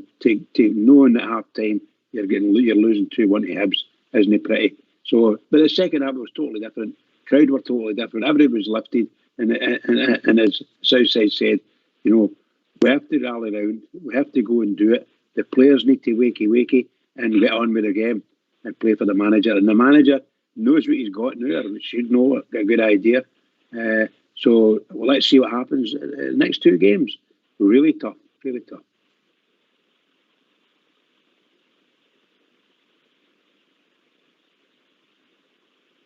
One of them traditionally tough. One of them we shouldn't fear. Let's be honest. We should go to Ross County 9 times out of 10 and win the game. William, Aye, we should do well up there. Depending on the weather, whether it'll be snow or frost or what it'll be. I'll be surprised that game will be on. One thing will always sunny. It's a tough one. It's always pretty tough, but we usually do okay. But it's always a tough away game. I don't think anybody likes going up there, even Ross County. No. There's been a lot of thought of the fans put into these fixtures, Southside. Aye, definitely not. Aye, it's going to be a Sorian. It's going to be a Sorian Tuesday and then Friday, Dingwall. But we'll get there. But aye, it's especially at this time of year, and the weather. But it's what they've done. I think this is a fixture that they'll put in for when we couldn't play the fixtures due to the death of the Queen and that. And suddenly ours decided to come in the 20th of December. So it was nice that they put it in there. But no, we'll just go on with it, and it'll be tough. Always is up there in midweek games. Been up there many a time, and I've seen even teams back in the day, William, when we had even back in the day with Gorham and Gough and all that, and Hateley, McCoyston. Sometimes up there, it was a hefty game. I remember games up there where it was backs to the wall and Gorham was pulling off 5-6 saves, and then we got to the park and we won 2-0 that night. There's other times we went up and we blew them away, but it'll be a hard game, like you say. Weather will come in taking that, but I just hope that we'll have enough on the night. They'll be well up for it as we expect them to be, but it's about us imposing ourselves and our style onto them. And with a bit of luck, which we'll need on the night, I'm hoping that we'll be coming back down the road that night happy with 3 points. I hope you're right, mate. I hope you're right. Anyway, if you're out there and you want to keep your thoughts, and particularly last night's game, particularly 0141356 1972. Right. You've got a magic wand, William, and you can get 2 of the players back fit in the next week. Who's it going to be? Lawrence and Goldson. Right, that was a quick answer. Yeah. Aye, that's 2 big players for me. Mm-hmm. I was delighted when we signed Lawrence. It was just what we needed. A tough tackling midfielder that get you a few goals. A guy that's going to stand up and be counted, because there's a lot of games where a lot of your players, especially the likes of Barisic, oh my God, he's like a big lassie a lot of the times, I just think Lawrence he's a real tough professional, a real good, tough, hard professional. He's got a bit of skill and he'll get you goals. And we can see we've missed Goldson. Obviously, it'd be ideal to get 2 central midfielders back, central defenders back. Maybe say Goldson. I don't know, Suter. I expect Suter, if we ever get him fit, I expect him to be pretty good. If we ever can get him 100% fit. I think him and Roof have run away together. I don't know. If Goldson's in the team and he's fit, Southside, I don't see a better place for Suter. Maybe no, unless he goes to a back 3 at times. Right. I think, William, that's the sad thing at the moment, that we didn't really get a chance to see, did we really miss Connor Goldson? Because if John Suter had been fit and playing regular, we'd have had a better chance of looking at him playing on the right-hand side of the defence, because that's where he should play. Aye. And that's where he played at Hearts, sort of middle to right. Never really played on the left. Halkett played there more obviously middle is a to problem left. between the right and the left.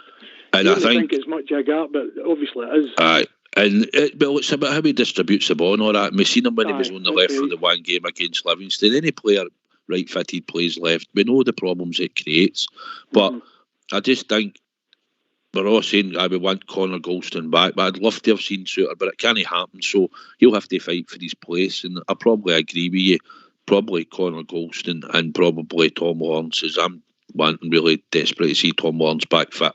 I think he's got a lot of attributes.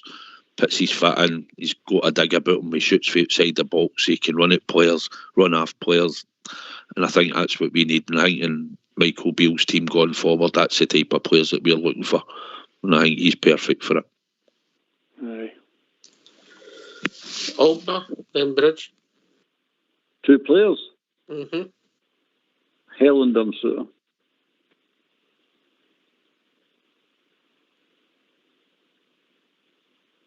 You get me? Hear me? Aye.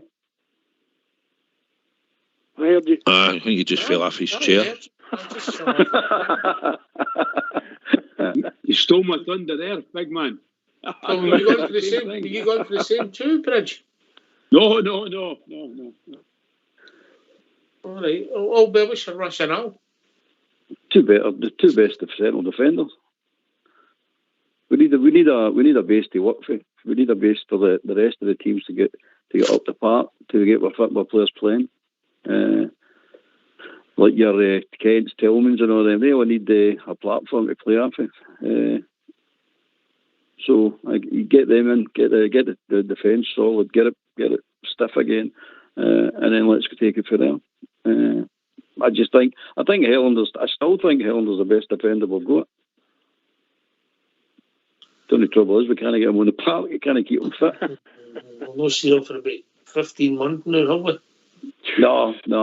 That's the problem. I mean, same as Ruth. Ruth's got to be one of our better forwards, but we can't keep him fit either. Helander, I don't know how much we'll see him. I think is his contract up this summer, is it? Next summer? No, it's this summer. All right, okay. Interesting to see what happens to him. All right. Bridgman, same question to you. Yeah, I think I would go for the 2 centre halves. I would pick the boy Ben Davies. He's just about fit apparently, and of course Coulson. Get those 2 fit. You can start to build your defence up again and bring balance to the team. I think most people, full-back wise, they'll be a lot more confident as well with A2 playing. That's the way I look at it. To me, it's quite simple. Get the rock, get them settled, get your back to good, and as good as you can get them, and then we'll see how it goes for there. Seriously, it'd make a huge difference. All right. Some interesting choices there. Southside. I agree. Listen, if Helander's fit, I think he's a really good defender. But the fact that he's been out for this length of time, I think it'll be time to let him go and find a club. Hence the fact I didn't use him all bare, but I agree. I was looking at it, if you were getting 2 back immediately, I would want the 2. But I think going forward, we really have to add to the squad. And players like Roof, you can't rely on him to turn up and be fit. You know, he come back, we seen him in a training video, and then they asked him, and he went, he's injured again. So that was your answer with Roof. So, you've got to forget really about him. And if Michael Beale uses him going forward towards the end of the season or whatever, then he'll be making an appearance. But no long term or anything like that. We should be looking to look for a new striker as well to back up Kolak. And that's the position I'd be looking at. And obviously, I think it's imperative for the start of the season is definitely a goalkeeper.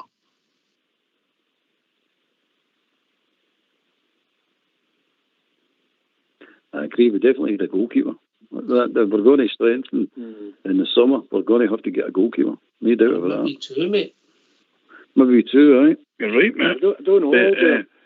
BBC had Alan McGregor as man of the match last night. He could have been, mate. He could have been because he did big saves, you know. You're no kidding.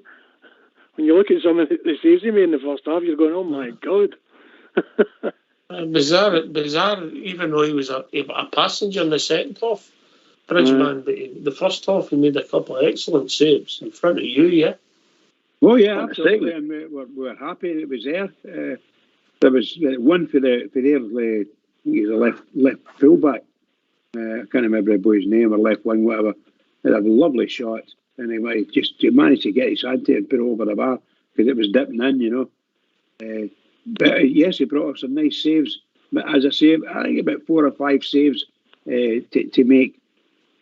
Some of them long shots, some of them scuffs, But I thought he was a good game, steady game, and he gave the boys confidence. They started to get their confidence in with the keeper there as well. Made a bit of a difference. Second half, Bridge had one of the wee tartan travel rugs on his leg. Aye. Or is it the south side? There was a big Stevie. It's one of the two of them. Nothing goes by people in here, does it?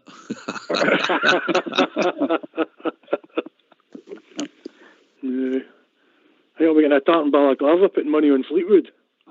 Well, do you know what? Cambridge don't score. Cambridge, I know, but Cambridge don't score goals, right? So that's the only reason, and I'm hoping they'll score one just for 1 week. Here, it's 86-1. We've got to cheer them on. I've took it. That's the reason why. There you go, William. Watch this. Cambridge will probably score 2 tomorrow. Aye, I'll be watching out for it. Oh, so will I. Hope our manager gets sent to the stand. So, some interesting stuff there about the goalkeeper. I don't believe it was one man in the match. It was definitely one man in the first half, if that makes sense, Albert. Oh, he definitely was. He pulled some good saves there. Second half, he had nothing to do, right enough. But we still even that we still need a goalkeeper. There's no getting away from it. And I don't understand the boy McCrory. I've never seen this boy really. I've seen him in the Old Firm game, but I've not really seen him out with in any other games or anybody talking about him. He's one of the mystery players. Is he good enough? Well, they're giving him extension, so you've got to imagine he's good enough. I don't know if he's good enough, but it sounds strange. He's 24 years of age, and he's not even the second choice keeper. He's the third choice keeper. That doesn't make sense to me. It really doesn't. Aye. I think you said that a few weeks ago, Southside, that we would need to get a goalie or maybe 2 in. I think you might be proved right. Obviously Alan's done well for us, but the sands of time, yeah. Aye, it's something we'll need to look at. I agree with you, Albert. I think you protect your asset. He's been in Scotland squads. He's probably got something, but whether he'll make the transition into number 1 at Glasgow Rangers, I'm unsure, to be honest. And I think it's something that we've got to go and look at and probably look to get, as Bridge would say, probably somebody about 6'5" or 6'6" he would like as a goalkeeper. But I just want somebody that will come in and it will do a good job. And we've always had sort of decent goalkeepers. There's been a few in the past we might have thought not as good as others, but it's a position that we've done well in over the years. So hopefully we'll go and get somebody established, and whether it's a British goalkeeper or a foreign goalkeeper, that would down to Michael Beale. I think he wants a human pyramid. I think Bridge has got very problems measuring to him. I see he's got I can't believe it's Stickham getting up. They said a word. Was there no one goal in the World Cup that was 6'8"? There you go. Is that big Suter's brothers about 7 foot 12 or something? He's 6'6", that boy. But he's to me not good enough. He looks more the type of player I'm looking for, at centre half. If I want somebody who'll just take everything, including the men, just take them all away. Get a message, just with your attitude. Get him to come near me, they're getting it done. And then the referees that you don't like, Bridgeman, will just bring a wee thing out their pocket. Well, what are the referees going to do to a centre half nowadays? They saw some shocking tackles all the way through against our forwards, and the referees have let them away. That young boy that played last night, Porteous, he's had 4 red cards, 3 of them against Rangers. He's still playing. Poultice. Ryan Poultice. Sorry? Ryan Poultice, that's his name. Just be careful, you might be Poultice. cheering them. You might be cheering them shortly.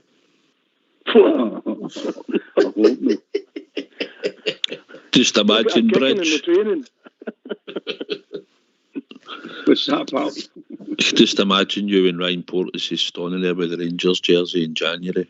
Well, you know, stranger things have happened, although has there been stranger things? But yeah, it's happened. We brought in Mo Johnson, which was completely unknown, all signed up in the car park in Clydebank or wherever it was, you know. Hey, he's too weak for centre half. I know, but I don't think that boy's a centre half either. He wasn't playing centre half last night. No, he was playing midfield. I don't get it. I don't get that even where the rumours came from. I just don't get it. He's brave. He's fast. He's aging. I don't know if he's good. Yeah, first of all, I don't know if he's good enough. And obviously, he's let's just say he gets emotionally involved and maybe even more pressure playing with our club. So I don't see it personally, but you never know outside, do you? Well, see if you took the baggage away from him, right, and he hadn't had the sending nerves, and he even went back to Koulibaly. Done one in Koulibaly, I'm sure. But if you took that away and that you didn't have all that baggage and the excess stuff, then maybe people would think he's the type of player that we wanted, a bit rugged in people's faces, a bit pulling them about and no getting pushed off the ball and no winning headers in the box. But with Dean Black playing for us, somebody else that should never have been wearing a Rangers jersey, in my opinion. And I could go through more, but I'll know. But it happens. But I don't think we'll go for Ryan Porteous. I think he'll think he's going somewhere down in England, and good luck to him. If that's what he does, that's what he does. It doesn't really bother me. I'll only support players that will pull on the Rangers jersey and sign for us. But I don't see him, Ox, as being a player that I think we'll go for. You take all the baggage off him. If you take all the baggage off him, he just turns into a bell end, doesn't it? Yeah, but that's what he is. He's a tit. He's not for me anyway. Sorry, guys. No, we're chopping it now. I don't disagree, Albert. Well, gentlemen, we've reached that time of the evening. William, thanks for joining us. Last word for your good self. Aye, great show again. Oh, it's great to hear he's back. You've got to keep doing it for the Rangers fans, because the Rangers fans need you. Thanks for taking my call, Ox. Good night, brothers. Good to hear from you. Make your station. Hey, William. Cheers, William. Southside, the Super 6 legend. Aye, well, we're hoping we'll get a wee Christmas bonus for everybody that sticks it on this weekend. I think we've got our fixtures next weekend, but 86.65 to 1, 6 teams, so hopefully they'll win. Good conversation tonight. Glad to join you, and I hope everybody has a good weekend. Cheers, brother. Albert. Aye, thanks for having me on, mate. Enjoyed it with my fellow pundit there in Bridgeman. It was very enjoyable, mate. Always on your own, mate, always. Bridgeman. Oh, can I just return the compliment there, Albert? Thank you for having me, partner, buddy. Thank you. And thanks, Oxshare, and to the two techie guys in the background. Well done. And can I just say to everybody, huge game coming up next week, so we need to build up for it. Biggest game of the season every time, seriously. Well done last night, Rangers, and to all the Rangers fans all over the world. Wherever you are, keep it going for the Rangers, because the Rangers need you. Really do. Keep it going. Yeah. Thanks to Bridgeman and Albert for doing the show. Southside and Willie for joining us. Can I just put a shout out to Port Bear? Chin up, brother. Chin up, Port Bear. And good wishes to all your family. Listen, thanks for listening. Thanks to Old School Blue and Fox for doing the technicals. We'll be back on Monday night as we build up to a big game at Portaudry between 8 and 10. Thanks for listening. Stay safe and stay warm. Take it away, Old School Blue.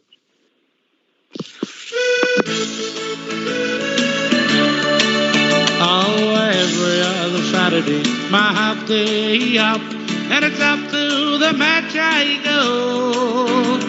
Happily we wander down the Copeland Road, me and my wee pal Joe. Oh, we love to see the lassies with the blue scarfs on. We love to hear the boys all roar. But I don't have to tell you the best of all. We love to see the Rangers score. Whoa, me, oh, me, oh, me, oh, my. Oh, how we love to hear the cry. We love to see the lassies with the blue scarfs on. We love to hear the boys all roar. But I don't have to tell you the best of all. We love to see the Rangers score. Oh, we won the Scottish League about 1,000 times. The League Cup was simple too. We gave some exhibitions in the Scottish Cup. We gave a Wembley Wizard too. And when the Glasgow Rangers won the European Cup, like the one they had before, we'll rally round an Ibrox 100,000 strong. We'll give the boys an Ibrox roar. Whoa, me, oh, me, oh, me, oh, my. Oh, how we love to hear the cry. We love to see the lassies with the blue scarfs on. We love to hear the boys all roar. But I don't have to tell you the best of all. We love to see the Rangers score.